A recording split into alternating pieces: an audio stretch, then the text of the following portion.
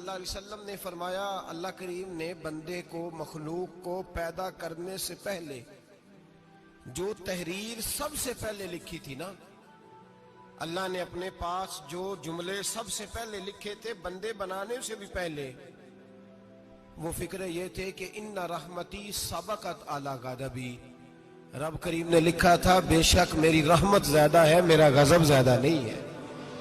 اس نے لکھا تھا کہ میری رحمت ہمیشہ میرے غضب پر غالب رہے گی، غلبہ رحمت کا ہے۔ سنیں بڑی پیاری حدیث، بڑی خوبصورت حدیث، کنز المال میں دیگر کتب احادیث میں ہے۔ حضرت ابو ہریرہ رضی اللہ تعالیٰ عنہ فرماتے ایک بابا جی نبی پاک کی بارگاہ میں آئے، اور جب وہ واپس جانے لگے تو میں نے عمر پوچھی تو عمر تھی 96 سال۔ کہتے ہیں بزرگ جب آئے نا تو یہ بھویں جو ہے نا ان کی سفید ہو کے تو یوں آنکھوں پہ آ گئی، بڑی چھڑی بابا جی نے پکڑی ہوئی اور دونوں ہاتھ پکڑ کے نا چھڑی کے اوپر جھکے ہوئے ہیں ایک جانب، قربان جاؤں۔ کہتے ہیں جب وہ بزرگ مسجد میں داخل ہوئے تو میرے رسول نے کھڑے ہو کے استقبال فرمایا، کھڑے ہو، اور نبی کریم صلی اللہ علیہ وسلم نے آگے بڑھ کے بابا جی کو بازو سے پکڑا اور بٹھایا۔ حضور بیٹھ گئے، کہا بزرگوں کیسے آئے ہو؟ تو کہتے ہیں وہ بابا جی بات کرتے تو آنکھ کھول کے پہلے حضور کا چہرہ دیکھتے، پھر وہ بات کرتے تو ان کے لب و لہجے کے اندر بڑی پریشانی، بڑی تکلیف، بڑی مایوسی۔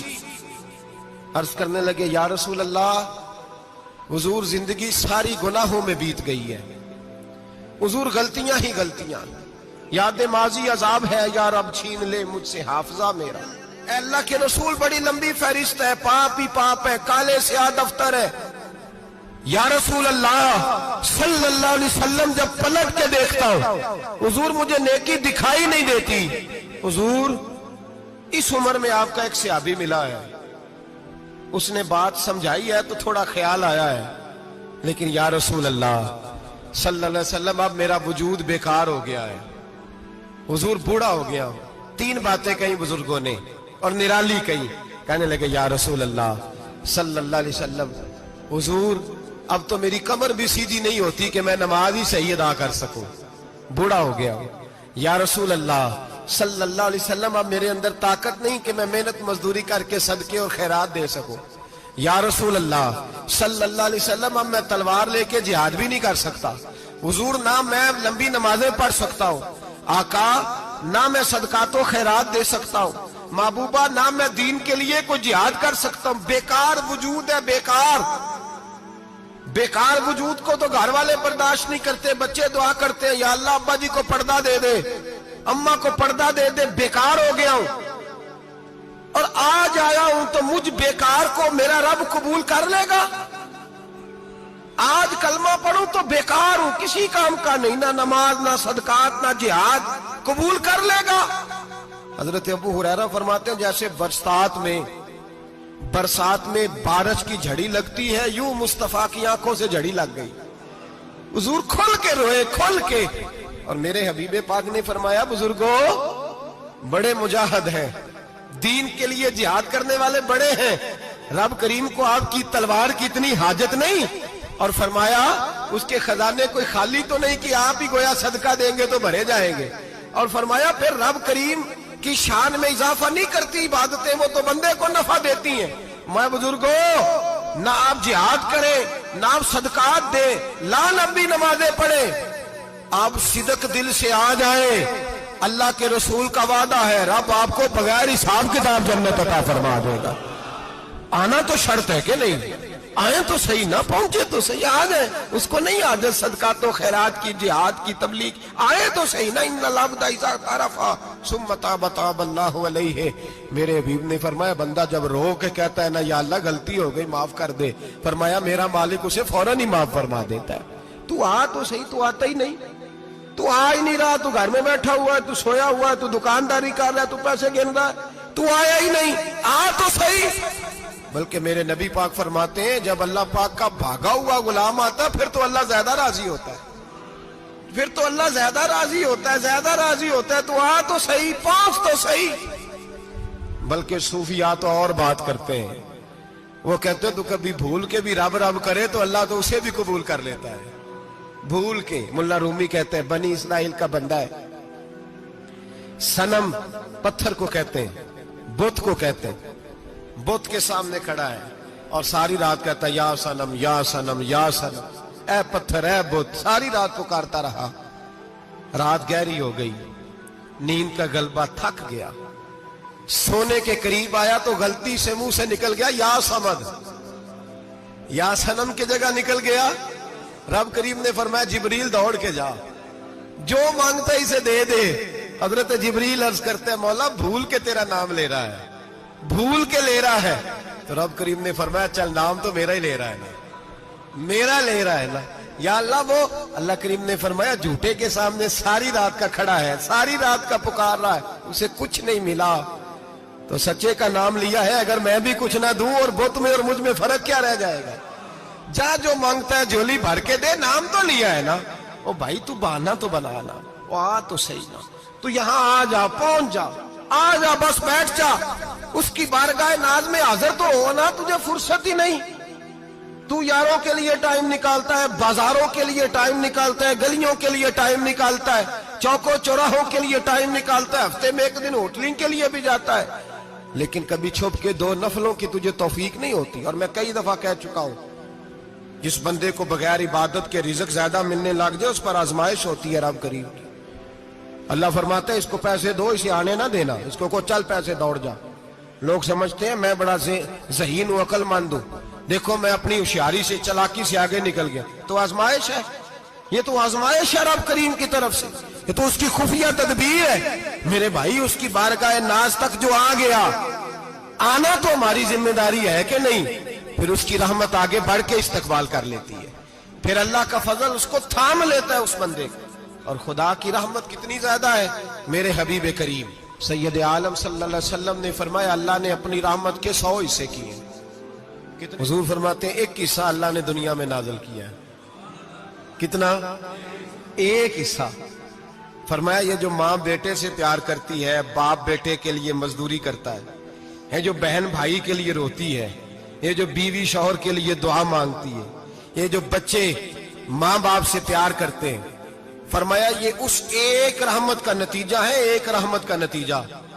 तो सहाबा कहने लगे या रसूलल्लाह वो 99 किधर है? नबी पाक ने फरमाया रब करीम ने संभाली हुई है, कयामत के दिन तुम्हें अता फरमाएगा। अभी तो एक नाज़िल की है। अभी अल्लाह ने हजरत यूसुफ अलैहिस्सलाम के जमाने में कहत हो गया, तो जनाब यूसुफ अलैहिस्सलाम ने, क्योंकि आप अल्लाह के नबी से पहले से जान गए कहत होगा, तो हजरत यूसुफ ने गंदम पहले स्टॉक कर ली थी बहुत ज्यादा। बाकी इलाकों में जब कहत पड़ा ना, अब सब लोगों ने मिस्र की तरफ रुझान किया गंदम लेने के लिए।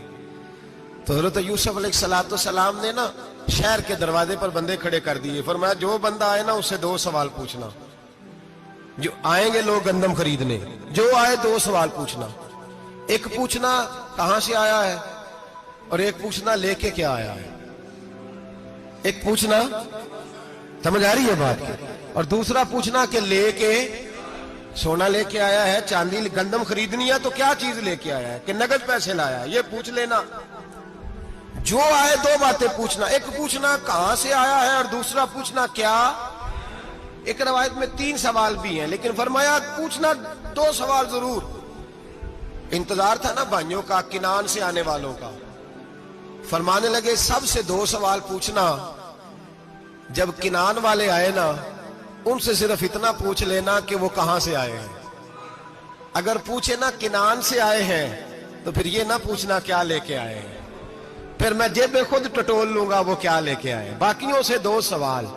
जब मेरे भाई आए ना, भाई भाइयां दे वैरी हुंदे ते भाई भाइयां दियां बावां, जब मेरे भाई आए तो उनसे ये नहीं पूछना कि वो क्या, बस ये पूछना कि कहां से। इतनी बात पूछना, बाकी मैं पूछ लूंगा।